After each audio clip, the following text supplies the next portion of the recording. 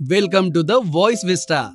The Voice Vista presents Life Beyond Kitchen, candid podcast series, अर्थात one take unedited podcast series. आयुष्यात आलेल्या संकटांवर मात करत दृढनिश्चयी राहून गगनभरारी घेणाऱ्या चैताली अमृतकर आहेत आजच्या आपल्या गेस्ट. वीकली बास्केट हा नाविन्यपूर्ण व्यवसाय यशस्वी करत चैतालीने एक सस्टेनेबल बिझनेस मॉडेल तयार केलंय, ज्याद्वारे ग्राहकांना फ्रेश उत्पादनांशी जोडले जाते. Let's dive into her inspiring story of passion and artistry. नमस्कार, तुम्ही पाहत आहात व्हॉइस विस्टा पॉडकास्ट वेंचर बाय पूजा प्रसून. लाईफ बियॉन्ड किचन या कार्यक्रमात मी प्रज्ञा कुलकर्णी तुमचं सगळ्यांचं पुन्हा एकदा मनापासून स्वागत करते. लाईफ बियॉन्ड किचन ही आमची जी सिरीज आहे, हा कार्यक्रम आहे, तो तुम्हाला खूप आवडतोय. त्याचे फीडबॅक्स तुम्ही आमच्यापर्यंत देत आहात, त्याचा आम्हाला खूप खरंच आनंद होतो आहे. असंच प्रेम आमच्यावर करत राहा आणि तुमचे अभिप्राय आमच्यापर्यंत पोहोचवत राहा. लाईफ बियॉन्ड किचन या कार्यक्रमामध्ये तुम्हाला आता माहितीच आहे की विविध क्षेत्रांमध्ये विशेष कामगिरी करणाऱ्या महिलांना आपण इथे बोलवत असतो, त्यांच्याशी चर्चा करत असतो. आजही अशीच एक आगळी वेगळी कन्सेप्ट तुमच्या समोर चैताली अमृतकर या घेऊन आलेले आहेत. चला तर मग त्यांच्याशी गप्पा मारूयात. त्यांना मी इथे आमंत्रित करते. चैताली ताई, लाईफ बियॉन्ड किचन या कार्यक्रमात तुमचं स्वागत आहे. या.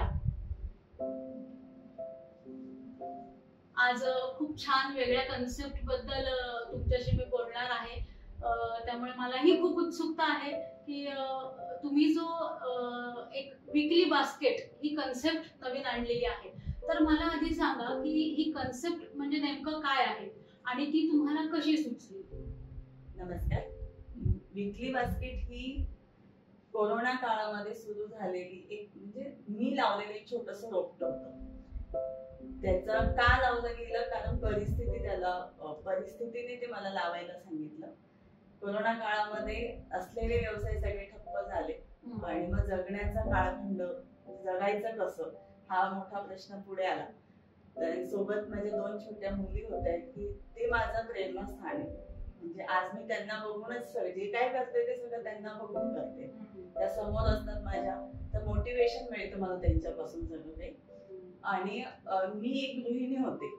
वीकली बास्केट उभं करण्याआधी एक गृहिणी होते. तर एका गृहिणीला घर चालवताना ज्या ज्या मदतीची गरज असते किंवा ती वर्किंग असू दे, आजकाल तर सगळेच काम करतायत, स्वतःचं अस्तित्व उभं करतायत. मग त्यासाठी आपल्या परंपरा, आपलं घर, कुटुंब याकडे जो तिची इच्छा नसते पण दुर्लक्ष होतं.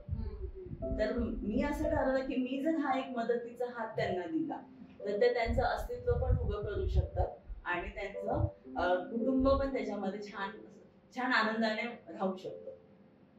मग पहिली कोरोनामध्ये वेळ अशी होती की तेव्हा भाज्यांची गरज होती. मग सुरुवात मी भाज्या स्वच्छ करून घरपोच देण्यापासून केली आणि एक एक एक एक ऍड करत करत हा प्रवास आज फूड, मेटल आणि स्टोन अशा 3 सेक्शन मध्ये चालू आहे. मग फूड, मेटल, स्टोन 3 वेगवेगळे सेक्शन कसे जमले, तर आपलं कुटुंब सांभाळताना एका स्त्रीला पोटाची तर काळजी घ्यावी लागते सगळ्यांच्याच, आणि सोबत अध्यात्म असते, परंपरा असतात ज्या तिला पूर्ण करायच्या असतात. जरी आपण किती पुढच्या मॉडर्न विचारांकडे जातोय असं आपल्याला जरी वाटत असेल, पण जुनं नाही सोडत आपण. किंवा तो एक आनंदाचा धागा आहे तो आपला, स्पिरिच्युअलिटी किंवा देवासमोर बसणं, मनशांती असणं. आणि तो आपला भारतीय परंपरा आहेच ती की तुम्ही आनंदाने करा किंवा कसंही करा, पण ते करायचंच आहे, त्याला ऑप्शन नाही. मग त्यासाठी मी त्यांना सप्लिमेंट्स दिल्या की ज्या तुम्हाला जे तासाची कामं आहेत, जी दिवसभराची कामं आहेत, ज्याच्या पूर्वतयारीला तुम्हाला 4-4 दिवस लागतायत, तर ती पूर्वतयारी तुम्ही वीकली बास्केटला जर जोडले गेलात तर घंटो का काम मिनिटो में अशी होणार. तर ते कसं, तर एक उदाहरण देईन मी. समजा नवरात्र येते, नवरात्रीमध्ये तुम्हाला फुलोरा लागतो, सांजुरी, घाऱ्या, करंजी ही आपण देवीच्या डोक्यावर बांधतो. तर पहिलं तर आमची वीकली बास्केट तुम्हाला सोहळ्यातला हा सगळा फुलोरा घरपोच देणार. दुसरं, तो फुलोरा बांधण्यासाठी जे तुम्ही पूर्व परंपरागत अगदी वाकडं तिकडं होऊन माणसांची पण खूप काही हालत खराब होऊन ते इकडे टांगायला लागायचं, त्यासाठी आम्ही स्टँड बनवलेले. म्हणजे तुम्ही डायनिंग वर बसून 5 मिनिटांमध्ये तो फुलोरा बांधून देवीच्या वरती अडकवू शकता. हे एक उदाहरण आहे. असे खूप सारे प्रोडक्ट आहेत विकली बास्केट मध्ये जे तुमची ही कामं सगळी सोपी करतात.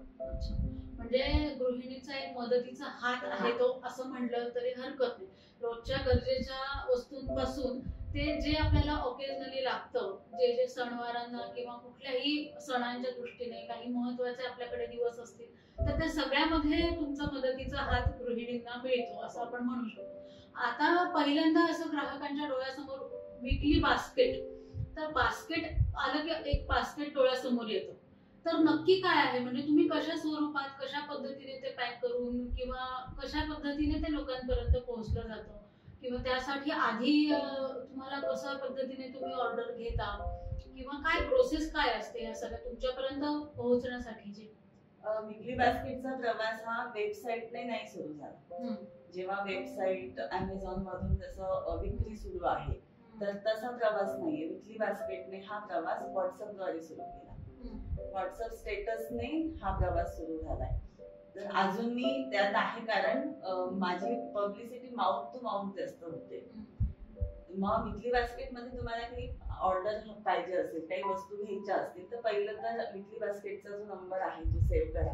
तुम्हाला आम्ही आमची प्रोडक्टची माहिती देतो, फोटो शेअर करतो आणि स्टेटसला रोज आमचं नाविन्यता, म्हणजे आम्ही न थांबता हा प्रवास करतोय. कारण घर चालवताना एका स्त्रीला रोज नवीन चॅलेंजेस फेस करायला लागतात. रोज नवीन काहीतरी असतं तिच्यासमोर. मुलांचा डब्बा असेल, ऑफिसमध्ये डब्बा न्यायचा असेल, स्वतःसाठी काही वेळ द्यायचा आहे, नंतर पूजा आहे, वेगवेगळ्या पूजा. आपलं कॅलेंडर जर तुम्ही बघितलं तर वर्षातले 12ही महिने एकही पंधरवाडा तुमचा रिकामा नसतो. प्रत्येक पंधरवाड्यामध्ये काहीतरी कार्यक्रम असतात जे पूर्वपरंपरा चालत आलेले आहेत.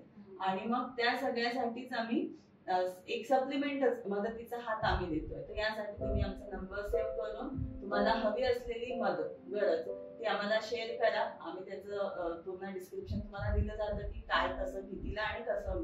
होम डिलिव्हरी पण अवेलेबल आहे. तेच विचारणार होते तुम्हाला पुढे की खाद्यपदार्थांपासून सुरू झालेला हा प्रवास आहे. मग तुम्ही त्यात मेटलच्या गोष्टी आणल्यात किंवा स्टोनच्या गोष्टी आणल्यात जसं तुम्ही म्हणालात.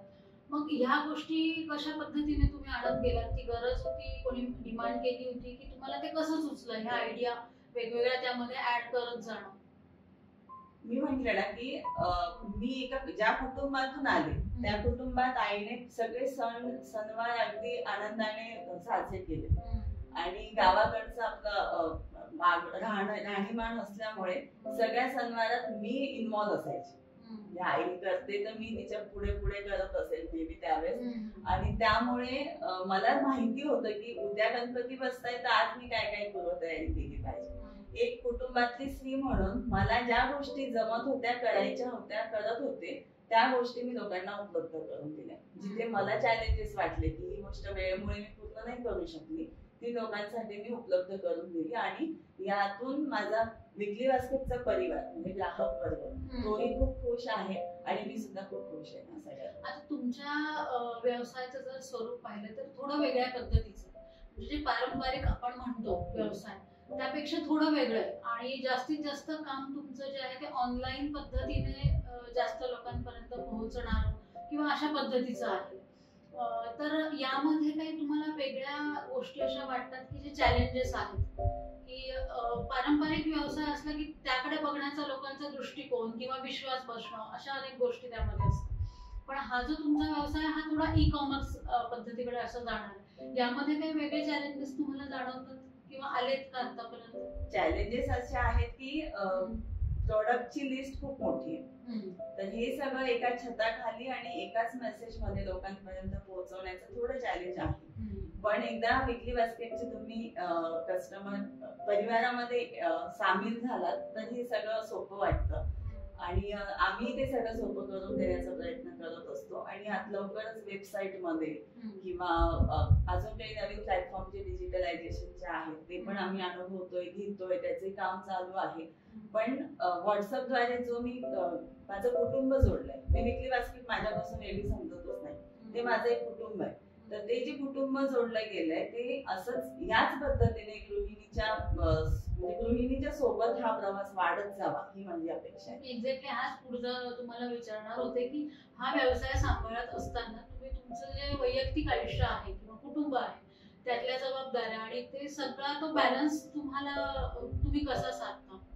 मी आताच म्हटले की विकली बास्केट आणि मी स्वतः किंवा माझं पर्सनल कुटुंब किंवा माझ्या पर्सनल गोष्टी हे वेगळं नाहीच आहे. विकली बास्केटचा परिवार आणि मी आम्ही एकरूप झालोय, सगळ्या गोष्टी एकत्रच असतात. सणवार आले, सणवारामध्ये इतक्या साऱ्या म्हणजे आज मी 4,500 लोकांचं कुटुंब जोडलंय विकली बास्केटला. तर त्या कुटुंबाच्या सणवारामध्ये माझाही सणवार साजरा केला जातो आणि एकरूप झालंय, पूर्णपणे एकरूप आहेत आम्ही. आता कस्टमर जे आहेत, तुमचे ग्राहक जे आहेत ते तुमच्याशी जोडले गेलेले आहेत जास्तीत जास्त, तर मग त्यांना सॅटिस्फाईड करणं हे काम तुम्हाला कसं, म्हणजे कोणाची गरज काय आहे हे शोधून तुम्ही करता की काही लोकांनी तुमच्याकडे मागणी केली आणि त्यातून मग तुम्ही एक नवीन ज्या गोष्टी आहेत त्या ऍड करत जाता आहात? कशा आयडिया सुचतायत किंवा त्याकडे आणखी नवीन पद्धतीने तुम्ही कसं काय बघता? तुम्ही प्रश्न विचारला कस्टमर सॅटिस्फॅक्शनचा, तर मला खूप आनंद होईल सांगताना की आमचा रिपीट कस्टमर हा 100% आणि त्यामध्ये त्यांचं सॅटिस्फॅक्शन फुल होतं. एक आपण दोघी जशा गप्पा मारतोय तसं माझ्या कुटुंबाशी मी गप्पा मारत असते, माझ्या ग्राहकांशी गप्पा मारते आणि ते गृहिणी म्हणजे मला सगळं शेअर केलं जातं, सांगितलं जातं की उद्या असं आहे, मग मला असं करायचंय.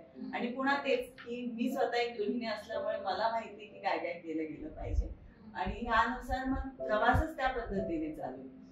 त्याच्यामुळे सगळ्या गरजा पूर्ण केल्या जातात, अगदी ओळ्या सोहळ्याच्या स्वयंपाकापासून खाद्यपदार्थापासून. स्टोन मध्ये म्हणाल तर स्टोन मध्ये पाटा वरवंटा जे आपलं लुप्त होत चाललेल्या गोष्टी ज्या होत्या त्या नव्याने आल्या आणि त्या मला आनंद होईल की ह्या सगळ्या गोष्टी लोक खूप आवडीने घेत आहेत. अगदी रोज त्याचे ऑर्डर्स असतात, रोज घेतलं जातं. पाटा वरवंटा आहे, खलबत्ता आहे, जातं आहे आणि मग पारंपरिकता जपण्यासाठी म्हणून मी एक 12 प्रकारचे दिवे लॉन्च केले दगडामध्ये. तर हे दिवे म्हणजे प्रत्येक दिव्याचं एक महत्व आहे, तो कधी का कशासाठी लावला गेला पाहिजे. तर याला अध्यात्माची जोड आहे आणि ही मनशांतीसाठी पण गरजेचं आहे. आणि आपण भारतीय लोक आहोत तर प्रत्येकाची ती अध्यात्माची जागा ठरलेली आहे आणि त्यामध्ये मी हे अजून एक जोडलंय, तर मला त्याचा खूप आनंद आहे. खरंच आहे. आणि मी तेच म्हणणार होते की आता ह्याच्या तुम्ही स्टोनच्या किंवा मेटलच्या एक वेळ ठीक असतं, पण स्टोनच्या अशा काही गोष्टी असतात की त्या टिकून राहणं म्हणजे तुमच्यापासून ग्राहकांपर्यंत जे अंतर आहे पोहोचण्याचं, मग त्या टिकून राहण्यासाठी वेगळ्या पद्धतीचं काही पॅकेजिंग किंवा काही या अनेक गोष्टी तुम्हाला फॉलो कराव्या लागत असतील. कारण आता जसं तुम्ही म्हणताय की अध्यात्माच्या बाबतीत आपण अधिकच जरा हळवे असतो असं म्हणू शकतो की ती गोष्ट आहे तशी छान पाहिजे, त्याला काहीही कुठेही खराब व्हायला नको, ह्या अनेक गोष्टी त्यामध्ये असतात. मग यासाठी काही वेगळ्या टेक्निक्स किंवा काही वेगळं तंत्रज्ञान किंवा काय वापरावं लागतं तुम्हाला? आम्ही फोम पॅकिंग देतो दगडाच्या वस्तूंना, नंतर बबल रॅपर असतात, चांगले बॉक्सेस ठेवायला लागतात, वरती लिहावं लागतं की हँडल अशा बऱ्याच गोष्टी आहेत. अपवादात्मक 1-2 झाल्यात अशा केसेस की ते खराब होतं.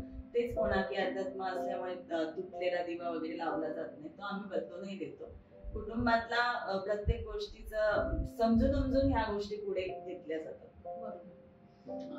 असा एखादा काही अनुभव आहे ग्राहकांचा, जसं तुम्ही आता म्हणाल की रिपीट आमच्याकडे ग्राहक येत असतात कारण तो विश्वास आहे, पण असा एखादा काही अनुभव किंवा ग्राहकांचे काही असा एक हळवा जो म्हणू शकतो की तो तुम्हाला कायम स्मरणात राहिलाय, असा त्यांचा काही अनुभव किंवा अभिप्राय काय सांगते? मी रोज ज्या वस्तू देते लोकांपर्यंत पोहोचवते, तर मी म्हणजे ती वस्तू तुमची समजा फूड आहे, ते पोटात गेल्यानंतर तुमचे काय जेन्युइन फीडबॅक काय असेल, अभिप्राय काय असेल, मी इतकी उत्सुक असते. मला त्याशिवाय झोप नाही येणार. तुम्ही जर टाळलं फीडबॅक दिला तर मला झोप नाही येणार.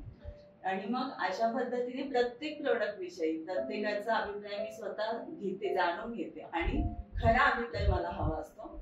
2 गोष्टी आहेत, चांगला अभिप्राय दिला तर आम्ही मोटिवेट होतो, ठीक आहे, पण असं नाही की मी 100% बरोबरच असेल. प्रत्येकाच्या चवीत फरक असतो, प्रत्येकाच्या परंपरा वेगवेगळ्या आहेत, काहीतरी माझ्याकडनं इकडे तिकडे होऊ शकतं.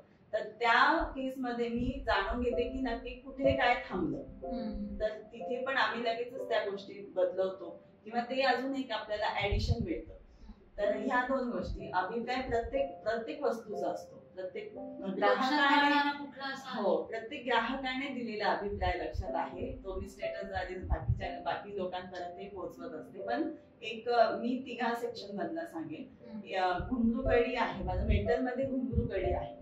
तर घुंगरू कडी अध्यात्माशी जोडली गेलेली आहे. त्याचं क्रिएटिव्ह म्हणजे मी स्वतः ती तयार केली होती 3 वर्षापूर्वी, आणि ती वापरल्यानंतर तिला अध्यात्माची जोड असल्यामुळे ती घेतल्यानंतर ग्राहकाच्या मनात झालेला बदल, तर त्या व्यक्तीने मला तो एका मोठ्या ग्रुप समोर शेअर केला होता.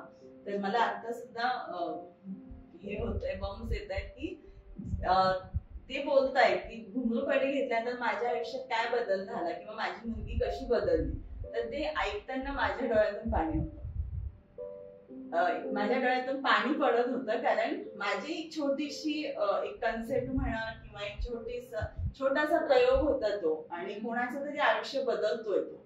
तर त्यासाठी मी खरंच खूप म्हणजे मला देवाला खूप आभार मानते. दुसरं आहे की माझी ओला नारळाची करंजी खूप आवडते लोकांना. तर ती खाल्ल्यानंतर पहिल्या घास पोटात गेल्यानंतर मला मेसेज असतो की करंजी खूप सुंदर होती, किंवा आईच्या हाताची मला आठवण आली. बऱ्याच म्हणजे आई ह्या जगात नसे कोणाची, तर ते जेव्हा बोलतात तेव्हा मी सुद्धा भावनिक होते आणि खूप छान वाटते की आपण ह्या सगळ्या गोष्टीतून पुढे जातोय. अजून स्टोन मध्ये सांगेल तर स्टोन मध्ये चौमुखी दिवा आहे, जो पितरांच्या शांततेसाठी दक्षिण दिशेला लावला जातो. तर त्यानुसार सुद्धा घरामध्ये कसा बदल झाला हे लोकांनी माझ्यापर्यंत पोहोचवलंय, आणि त्यातूनच मला प्रेरणा मिळत जाता पुढची नाविन्यता गुणवत्ता देण्यासाठी. यातूनच मी पुढच्या गोष्टी आणत असते, आणि आम्ही न थांबता काम करतो. अजून एक मुद्दा असा आहे की आम्ही ज्या वस्तू देतोय तर ह्या सगळ्या वस्तू म्हणजे असं नाही की युज अँड थ्रो मध्ये जातो. म्हणजे मी पण ह्या धरतीचं देणं लागते, कचरा वाढू द्यायचा नाही. ह्या बऱ्याच कन्सेप्ट आहे ज्या आम्ही म्हणजे फक्त व्यवसाय नाही करत आहे, सेवा पण पुरवतोय, आणि देशाच्या म्हणजे राष्ट्रभक्ती म्हणा, राष्ट्रसेवा म्हणा, ती पण याच्यातून. खरं काम प्रत्येकालाच करायचंच आहे, पण त्या कुठल्या उद्देशाने आपण करतो तो उद्देशही खूप महत्वाचा असतो, आणि खरं तर तोच जास्त महत्वाचा आहे मला असं वाटतं. आणि त्यामुळेच तुम्ही जे काम करत आहात त्याचं तुम्हाला सुद्धा समाधान आहे, आणि ज्यांच्यासाठी काम करत आहात ते सुद्धा समाधानी आहेत, हे त्यातनं खूप महत्वाचं गोष्ट आहे. मला तेच असं विचारायचं की एकीकडे ऑनलाईन प्लॅटफॉर्म्स आहेत वेगवेगळे, आणि तुम्ही आता जे स्टार्टअप म्हणू शकतो आपण असं सुरू केलेलं आहे, त्यामध्ये थोडी स्पर्धा नक्कीच जास्त आहे. मग तुम्ही तुमचं वेगळंपण ठेवण्यासाठी किंवा ते टिकून ठेवण्यासाठी तुमच्या भविष्यात पुढे काय योजना आहे, काय प्लॅनिंग आहे, किंवा काय अचीव्ह करायचंय, काय टार्गेट समोर ठेवले? मी आताच म्हटलं की सगळं काम हे गुणवत्ता आणि नाविन्यता मध्ये आहे. तुम्ही ग्राहकांना गृहीत नका धरू, तर आम्ही त्यांना गृहीत न धरता रोज म्हणजे आजच आपल्या व्यवसायाची सुरुवात आहे या पद्धतीने आमचा प्रवास चालू. रोजचा दिवस एक नवीन असतो आमच्यासाठी, आणि जोडले गेलेली लोकांना त्यांच्या गरजा पुरवताना अजून उद्यासाठीची जी गरज आहे त्यासाठी सुद्धा आम्ही काम करतो. आणि असंच निरंतर हे काम चालू राहण्यासाठी आमचे प्रयत्न आहेत. वेबसाईट मध्ये आम्ही जातोय, कॉपी करणं म्हणजे कॉम्पिटिशन मध्ये जी लोक आहेत तर त्या लोकांनी म्हणजे त्या लोकांना सुद्धा आपण कॉम्पिटिटर म्हणून कसं फाईट देऊ शकतो, सक्षमता असू शकते. पण ह्या सगळ्याचा आधार मला तरी वाटतं की गुणवत्ताच आहे. जर तुमच्याकडे गुणवत्ता असेल तर लोक तुमच्यापर्यंत नक्की पोहोचतील, आणि त्या लोकांना आनंद दिला गेला की व्यवसाय हा पुढे उत्तरोत्तर वाढतच जातो. तुमची खरंच एक व्यवसायाची जी संकल्पना आहे ती खरंच एक वेगळी संकल्पना आहे. आणि मला आता असं विचारावं असं वाटतं की जर कुणी महिला अशा पद्धतीच्या उद्योगामध्ये येऊ इच्छित असतील तर त्यांनी काय पद्धतीने यावं, किंवा काय अभ्यास करावा, किंवा काय त्यांनी व्ह्यू बघायला पाहिजे, आणि कशा पद्धतीने इकडे त्या सुरुवात करू शकतात तुमच्याकडे बघून, किंवा आजचा जो तुमचा इंटरव्ह्यू आहे तो बघून जर कोणाला अशी इच्छा झाली, प्रेरणा मिळाली, तर त्यांना तुम्ही काय सांगाल? ह्या प्रश्नाचे मी 2 पाठ करेल. मला खूप म्हणजे छान वाटलं होते ऐकून. एक पहिला पाठ की विकली बास्केट आता 250 लोकांना रोजगार देते. तर तो कशा पद्धतीने, जे आमचं फूड मेटल स्टोन आहे, मॅन्युफॅक्चरिंगच आम्ही करतोय, तर हे प्रोडक्ट ते आमचे ऍज इट इज घेऊन पुढे सेल करतात. त्यांना होलसेल मध्ये दिलं जातं, ते कस्टमर पर्यंत पोहोचवत आहे. तो झाला त्यांचा एक पार्ट की ते माझे रिसेलर म्हणून जॉईन झाले. दुसरं, नवीन कोणाला ह्या उद्योगात यायचंय किंवा आपलं स्वतःचं अस्तित्व उभं करायचं असेल तर तुम्ही तुमच्यातलं नाविन्य ओळखा, लोकांची गरज ओळखा आणि मग त्यानुसार काम करायला सुरुवात करा आणि ग्राहकाला फोकस करा. त्याचा आनंद हा आपल्या व्यवसायासाठी महत्वाचा असतो, तो देण्याचा प्रयत्न करा. तर त्यानुसार व्यवसाय खूप छान वाढवता येतो आणि असं कुठलं क्षेत्र नाहीये किंवा कुठलं सेवा नाहीये की तिथे आपण मागे पडू शकतो. तुम्ही फक्त नाविन्य आणि गुणवत्ता दोन्ही गोष्टी द्या, लोक आपोआप तुमच्याकडे चैतन्यताई, आज खरंच खूप एक वेगळी कन्सेप्ट तुमच्यामुळे कळते आहे आणि आताच्या काळाची ती गरज सुद्धा आहे. आता जरी ते आपल्याला नवीन वाटत असलं तरी ती पुढे ग्राहकांची खरंच गरज होणार आहे, कारण प्रत्येकाचं एक बिझी शेड्यूल असतं आणि त्या प्रचंड कामाच्या ताणामध्ये तुमचा मदतीचा हात असा अनेक गोष्टींमध्ये जेव्हा महिलांना मिळतो तेव्हा तो खरंच एक आपलासा होतो. म्हणजे विकली बास्केट ही विकली न राहता ती डेली होईल असं मला वाटतं, कारण इतकी त्या छान वेगवेगळ्या व्हरायटीज, वेगवेगळ्या रेंजच्या गोष्टी तुम्ही देत आहात की ज्या रोजच्या गरजेसाठी आवश्यक आहेत. खूप छान वाटलं तुमच्याशी आता बोलून. आपण या गप्पांच्या आपल्या शेवटाकडे येत असताना एक रॅपिड फायर राऊंड आपण घेत असतो, तो आता आपण तुमच्याबरोबर आपण खेळायला सुरुवात करूया. पटकन विचार न करता उत्तर द्यायचंय. अगदी साधे सोपे प्रश्न आहेत. पहिला प्रश्न मी तुम्हाला विचारते की तुमच्या या विकली बास्केट मध्ये तुम्हाला एखादी गोष्ट ऍड करायची असेल तर तुमची आवडती गोष्ट कुठली? तुम्ही हा प्रश्न असा विचारला की मुलांमध्ये तुला कोणता, म्हणूनच हा प्रश्न विचारलाय.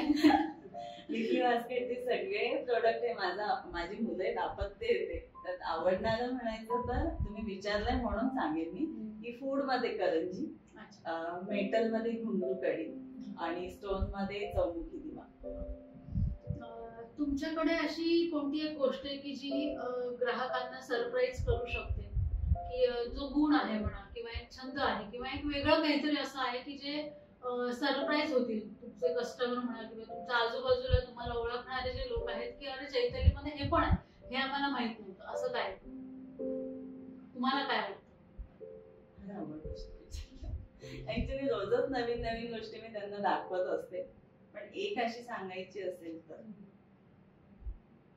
मी मांडे करताना बघतात तेव्हा जेव्हा मी स्वतः पूर्णाचे मांडे करते तर जे बघतात माझा व्हिडिओ बघतात किंवा घरी येऊन बघतात तर ते नक्की सरप्राईज होतात. खूपच वेगळी आहे तुमची कन्सेप्ट, जशी वेगळी आहे तशी ही पण गोष्ट वेगळी आहे.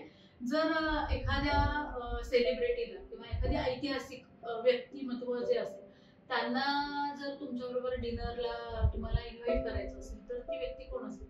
सुषमा स्वराज, जे आता जगात नाहीये पण अगदी सामान्य व्यक्तिमत्वातून त्यांनी असामान्य कसं बनता येतं हे शिकवलं आणि मी खूप प्रभावित असायची नेहमी त्यांना बघताना.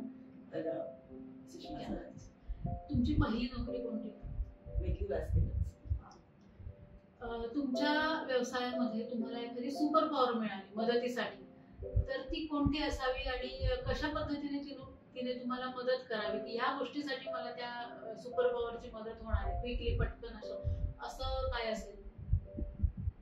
एक अशी एंजल आली माझ्याजवळ की विकली बास्केट ही जगाजगात प्रसिद्ध करावी तिने आणि जे आपल्या भारताच्या परंपरा आहेत त्या सगळ्या जगाने ऍक्सेप्ट कराव्या आणि विकली बास्केट मेड फ्रॉम भारत पर्यंत हा प्रवास असा अखंड चालू असावा, मी असेपर्यंत आणि मी माझ्या नंतरही. चैतन्यताई, खूपच छान इंटरव्ह्यू झाला. तुम्ही खूप छान मोकळेपणाने आमच्याशी आज बोललात आणि मला नक्की असं वाटतं की ही जी आगळी वेगळी संकल्पना तुमची आहे ती अनेक लोकांपर्यंत पोहोचली आहे आणि त्यातून अनेक महिला प्रेरणा घेऊन त्यांच्या आवडीचं काम त्या सुद्धा सुरू करतील अशी मला नक्कीच आशा आहे. आजच्या या कार्यक्रमामध्ये तुम्ही आलात, तुमचा वेळ आम्हाला दिलात आणि तुमच्या या आगळ्या वेगळ्या संकल्पनेबद्दल आम्हाला माहिती करून दिली, त्याबद्दल तुमचे खरंच खूप आभार. आणि मी सुद्धा खूप आभारी आहे की मला मला मी जे काम करते ते सगळ्यांपर्यंत पोहोचवण्यासाठी तुम्ही मदत करताय. खूप खूप धन्यवाद. रसिका हो, आजची ही चैतन्यताई अमृतकर यांच्याबरोबरची गप्पांची मैफिल तुम्हाला कशी वाटली हे आम्हाला नेहमीप्रमाणेच तुम्ही नक्की कळवा आणि पाहत राहा व्हॉइस विस्टा वेंचर बाय पूजा प्रसून हे पॉडकास्ट आणि त्यामधला लाईफ बियॉन्ड किचन हा कार्यक्रमही तुम्हाला कसा वाटतोय तेही नक्की कळवत राहा. पुन्हा आपण अशाच एका आगळ्या वेगळ्या व्यक्तिमत्वांबरोबर भेटणार आहोत. तोपर्यंत मी तुमचा निरोप घेतेय. नमस्कार. Thank you for tuning into the voice vista podcast. आप और भी इंटरेस्टिंग शो सुन सकते हैं thevoicevista.in पर. ये शो कॉन्सेप्चुअलाइज किया है पूजा प्रसून ने, प्रोड्यूस किया है द वॉइस विस्टा ने.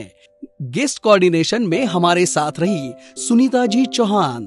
डिजाइन किया है टीम क्रिएटर्स डेन ने. साथ ही एडिटिंग और प्रोडक्शन के लिए धन्यवाद टीम लर्निंग बी को. प्रोमो वॉइस दिया है राहुल ढोले ने. लाइक, फॉलो और सब्सक्राइब करना ना भूले.